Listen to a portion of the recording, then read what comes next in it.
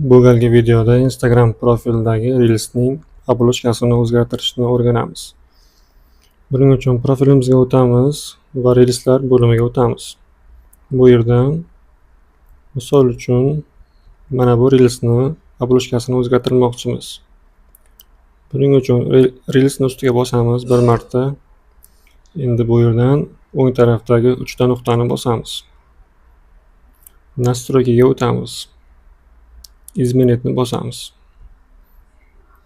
Bu yerdan oblochkani ustiga bosamiz. Endi bu yerdan biz galereyamizdan rasm tanlashimiz kerak. Buning uchun Добавить из фотопленки tugmasini bosamiz. Bu yerdan endi o'sha oblochkani rasmini tanlaymiz. Mana o'rtadagi rasmni tanlayman. Rasm tanladim. Xuddi mana shunaqa ko'rinadi. Endi setka profilini bosib, qanaqa ko'rinishini setkada shuni ko'rsak bo'ladi. Menimcha tushunarli bo'ldi. Qanaqa yuklash. Videoni ichidan ham o'zgartirsak bo'ladi oblochkani. Buning uchun mana bunaqa qilib pastdan videoni tanlaymiz. Qaysi joydan skrinshotni oblochka qilib qo'yishini.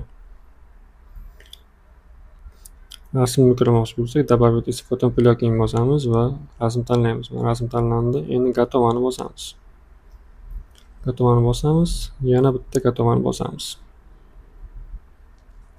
Va tayyor. Orqaga qaytamiz. Mana oblochkamiz o'zgardi. Bayroqlar qo'shildi.